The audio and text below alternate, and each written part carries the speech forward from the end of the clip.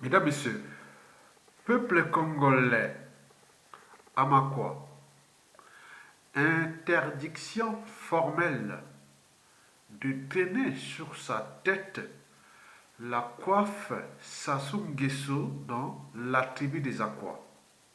Mesdames, Messieurs, peuple congolais, selon des informations en provenance de la ville de Makwa,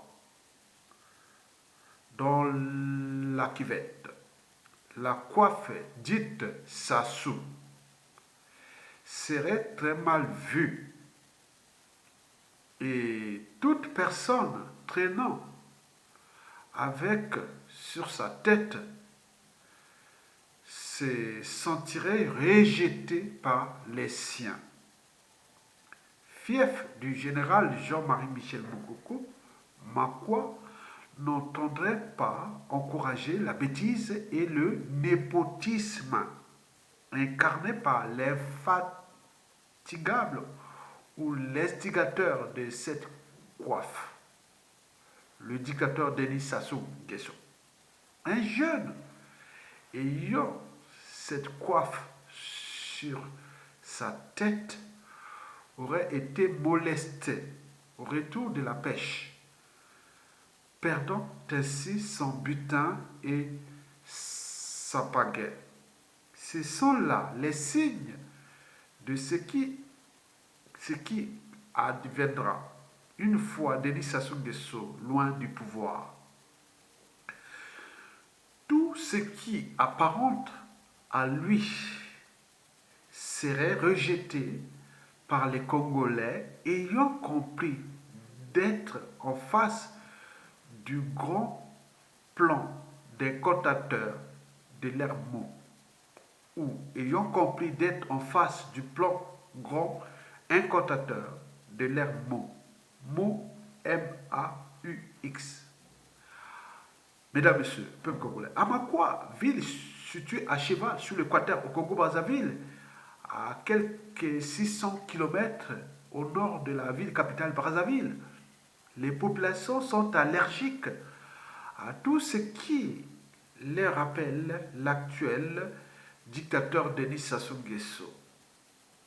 Rappelons que depuis l'incarcération injuste d'un des leurs, à savoir le général Jean-Marie Michel Mokoko, les Makwa ont totalement vomi le Fokani d'Oyo. Et pourquoi Fokani? Parce que au nord, le régime matrimonial est patriarcal. Or, au sud, ce régime est maternel, matriarcal. Or, on ne peut pas devenir Kani quand on est un enfant bâtard, comme Sassou Nguesso l'est. Donc, Sassou Nguesso ne devait pas être traduit comme Kani. Parce que, historiquement, depuis la nuit des temps, pour être Kani, il faut qu'on connaisse votre parent. On connaît que vous êtes de la tribu, historiquement. Mais là, ça suffit un enfant bâtard. Donc, par conséquent, il ne peut pas devenir Kani. Donc, c'est lui qui a joué ce jeu de rôle de faux Kani jusqu'aux fausses institutions fictives, c'est-à-dire les faux sages. Parce que la sagesse ne consiste pas à transformer les gens en ce qu'ils ne sont pas, mais à partager leurs espérances de vie.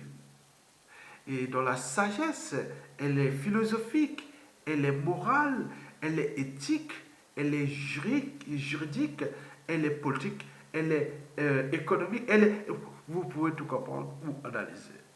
Donc cette histoire de sage, ou un faux sage, un faux Kani, appelé Sassou Nguesso, avait pris le contrôle du Congo et qui aujourd'hui est à l'apogée.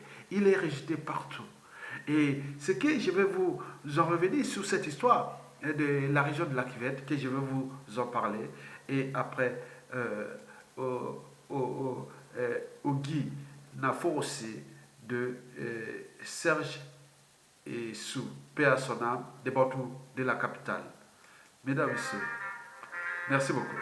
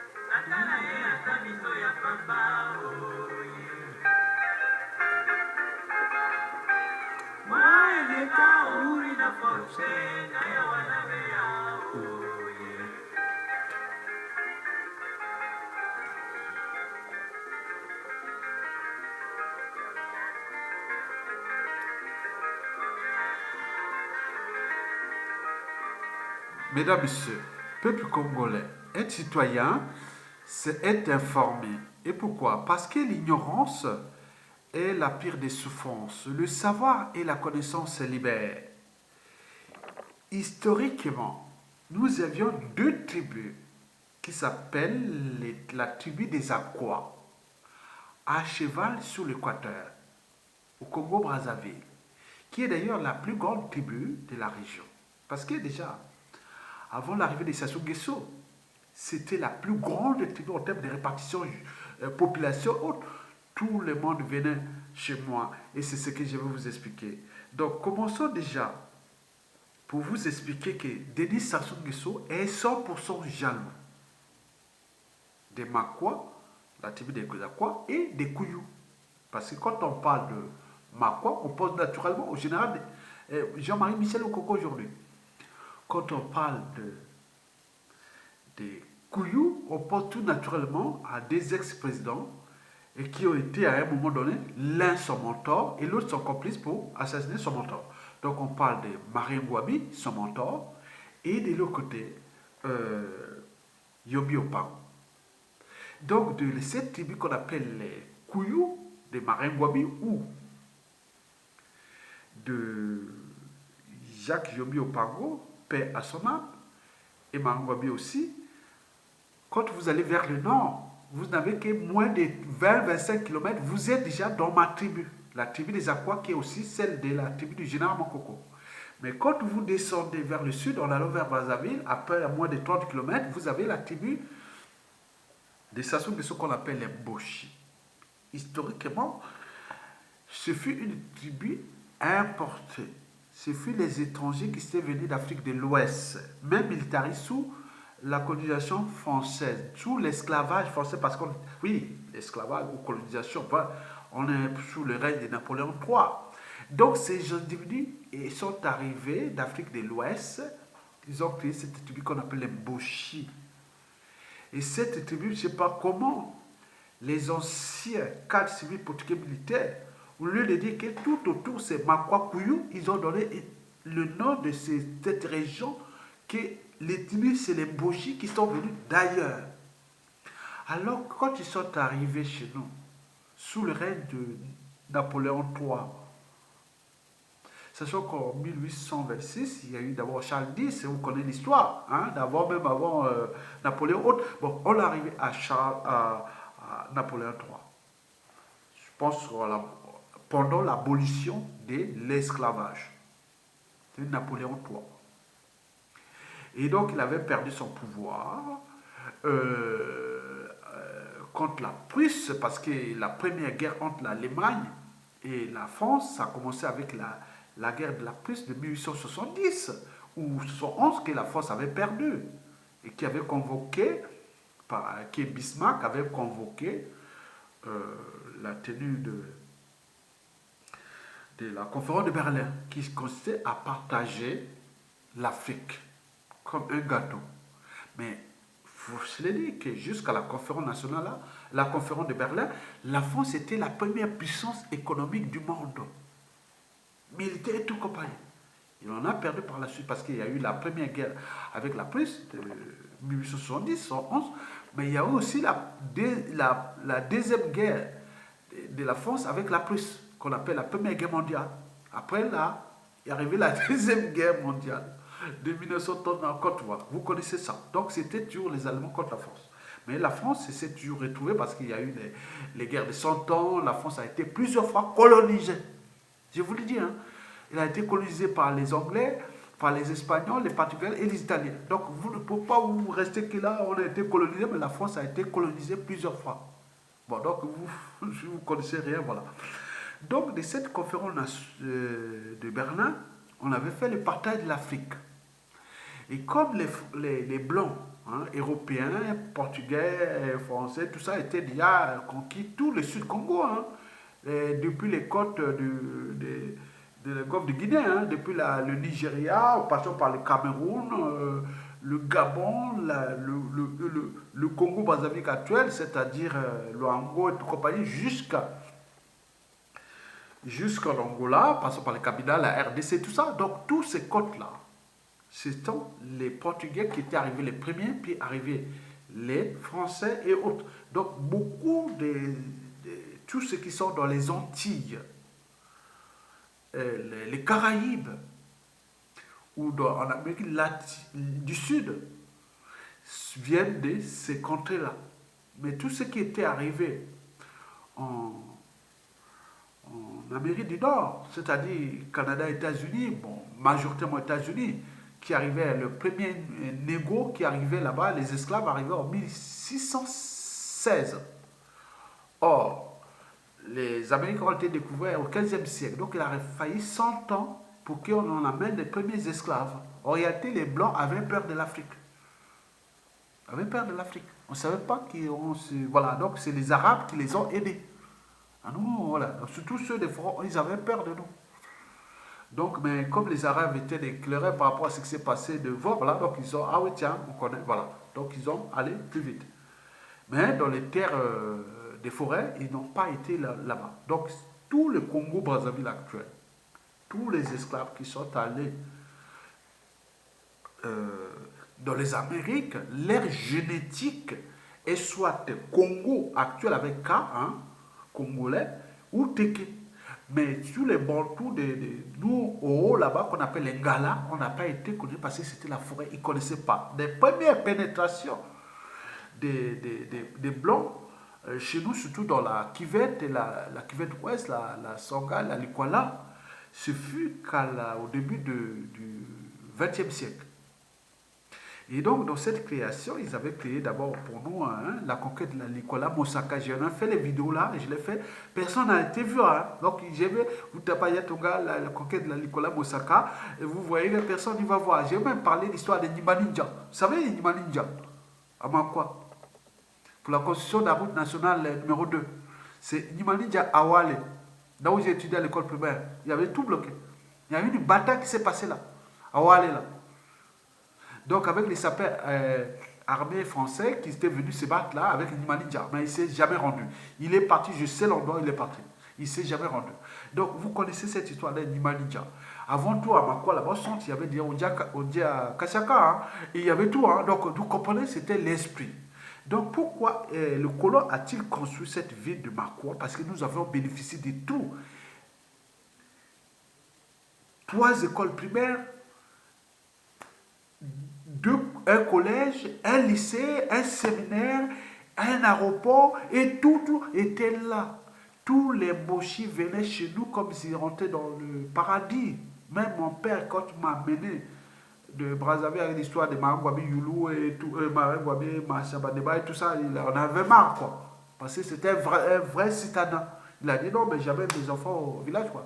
Donc il savait bien qu'à Makwa, quand nous sommes partis de Brazzaville, on vivait à Ouézié, nous sommes partis de la Brazzaville, je vais avoir 7-8 ans, mais on arrivait à Makwa, mais j'ai dit, mais c'est génial ici.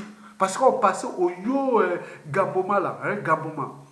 Au Yo, tout ça, c'était vraiment c'était le village de pêcheurs, quoi. On arrive un peu au Waldo, il y a un peu de ville, mais quand j'arrive à Makwa, oh, et on nous amène au village, et tout. Donc, tout était là. Donc Sassou est jaloux de ça. Et donc, de cette jalousie est arrivé, c'est un dictateur qui a roulé tout le monde avec cette intelligence. Il a détaillé beaucoup de cas de Makwa. Hein.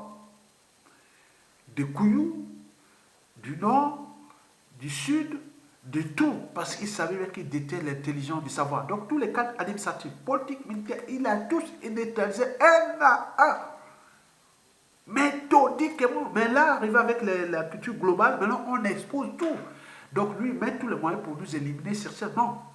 Donc vous là-bas, à Makwa, le gars là, nous devons retrouver notre noblesse. Parce que depuis 1946, à la fin de la Deuxième Guerre mondiale, Makwa jusqu'à l'arrivée de Sassou Nguesso, c'était le centre où on a formé tous les cadres nordistes. Ils trouvaient tous leurs baccalauréats chez moi, au Congo, au nord, à Makwa. Mais regardez là où se trouve Makwa. C'est la jungle, vous allez là-bas tout. La population de Makwa jusqu'aux années, la ville, hein, jusqu'aux années 60, 70, c'était jusqu'à moins 50 000. Population de Makwa centre. Mais étant donné que tout autour des villages, on aura les tiers. Donc nous étions grands. Maintenant là, tous se sont fuis à l'extérieur. Il reste combien? On dit 25 000 Makwa centre, oubliez les villages et autres. Donc Sassou était le monstre qui était venu là, jaloux, il ne connaissait pas ce que nous sommes. Donc ne vous cédez pas. Makwa doit retrouver sa noblesse. Donc nous devons le mettre hors d'état de nuire, rentrer dans la transition politique consensuelle. On le sait. Et nous aurons cette région semi-autonome de Makwa. Les régions de l'Équateur. Et nous pouvons aller chercher des partenaires économiques tout partout dans le monde pour qu'il y ait la compétitivité interrégionale. Et l'État fédéral sera là que pour arbitrer, positionner comme... Voilà. Donc on le sait. Donc Sassou, c'est du passé. Donc tout ce qui est la coiffe du diable là, barrez-vous de ça. Barrez-vous. Ce qu'il a fait à Mokoko là, attends, c'est vraiment dramatique. Tu vas te présenter à une élection, te mettre dans ces conditions, elle a perdu sa mère, elle a fait ceci, et nous avons perdu plein de gens là-bas, on ne peut même pas aller, on ne peut même pas plus appeler, on ne peut plus faire ça. Il avait-il le monopole là? Donc vous devez prendre ça en conscience. Expliquer ça, des vidéos là, parler ça en Makwa, parce que je donne l'information pour tout le monde ici, pour que ça partage le monde entier.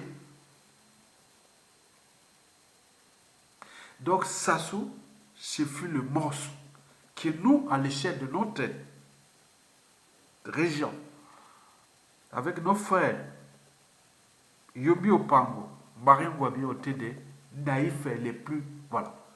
On arrivait avec les Fema Yesha, on arrivait avec tout ça, qui ont fait là, non mais faites ça, vous êtes vraiment quoi, faites pas ça. Éjectez ce monstre-là parce que nous allons tout restaurer de nos dignités, parce qu'il est Boshi là. Quand il y avait Jacques Opango, c'était pas ce Boshi de Sassou. Hein. Donc on peut transformer les gens, ceux qui ne sont pas, et devenir des monstres. Donc ce Sassou était le mauvais. Il a pris en otage notre région. Il a pris en otage les Boshi. Il a pris en otage tout le monde. On était sous le joug de la France-Afrique. Il a pris un pion qui était là. Donc il ne faut pas trop aller dans l'appartenance que Boshi, Sali Boyi, Boshi, Tomabé, Bazo Boma, Bazo Nia, Bazo Sala. Non, tête. Les Boshi, c'est-à-dire, sont été entraînants, on va les transformer. On sait comment le faire. Mais aujourd'hui, civil et militaire, Makwa, Kouyou, Boshi et tout comme éjecté. Parce que nous voulons éviter la responsabilité par association ou par appartenance. Il y a Kabangala, Boshi, Badin, Baselbo. Donc, je ne veux pas ça. Donc, mettons-nous pour que ça se dégage. Et nous devons restaurer là. Je vous dis sincèrement, mes frères Kouyou, excusez-moi, tu sais, moi quand j'étais au collège, hein, il y avait les matchs Makwa Wando. C'était qui ça? Non, on venait se mesurer au stade Maka, on attendait la bagarre, quoi. Mais c'était pas ça, hein. On venait là, et donc même Yamando avait tiré même un tour en l'air. Qui se souvient de ça quand il y a le match Mako-Wando, où Wando avait marqué un but, et les Makwa ne voulaient même pas, même Yamando a dû tirer une lame. J'étais là à côté de lui. Et donc, on dit on va au Wando pour se battre. Et donc, il venait aussi pour se battre. Donc, on se respecte, c'est deux tribus vraiment qui s'adorent. Voilà, donc, bref. Les Boshi sont arrivés là et après, bref. On le voyait quand ils étaient là. Ils ont été nourris à Makwa. Ils ont mangé, ils ont fait l'étude là. Même Jean-Claude Gakoso, il s'appelle maintenant Gakoso. Au lieu de dire Ngakoso, on connaît. Même il y a des Makwa, au lieu d'appeler Ngasaki, il s'appelle maintenant Gasaki. Ils viennent tout, mais tout est bordel là-bas. Donc quand tu vois, Tonga, moi à Makwa, on me connaît quoi? Vous me connaissez, moi je rentre au village, ou autre, vous me connaissez le nom Tonga. Et pour d'autres, pour les sobriquets, ils m'appellent Barnos. Et il y a des officiers, des civils politiques, des officiers policiers, militaires, et tout comme ça, ils m'appellent Barnos, notre Barnos, bon, bref. Bon, Aya, c'était l'école, quoi. Qu'on connaît Aya Tonga. Bref, mais au village, là-bas, au pays, on me connaît Tonga. Ibe, du mauvais. Bon. Bref, on reste là, parce que ça va aller loin. Bon, je vous laisse avec, comment on appelle ça, comment je peux le laisser avec quelle chanson aujourd'hui que je peux vous laisser. Bon, pour le reste, je vous laisse avec ça.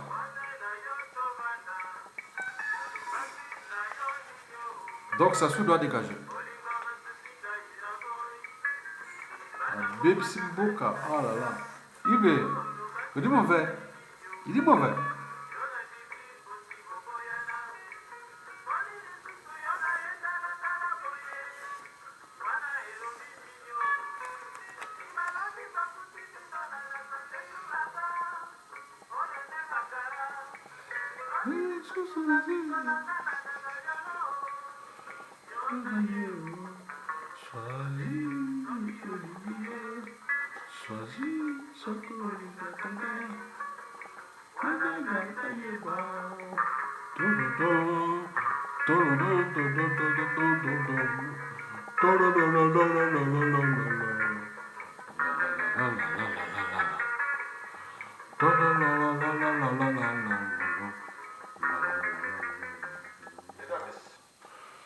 Je vous remercie.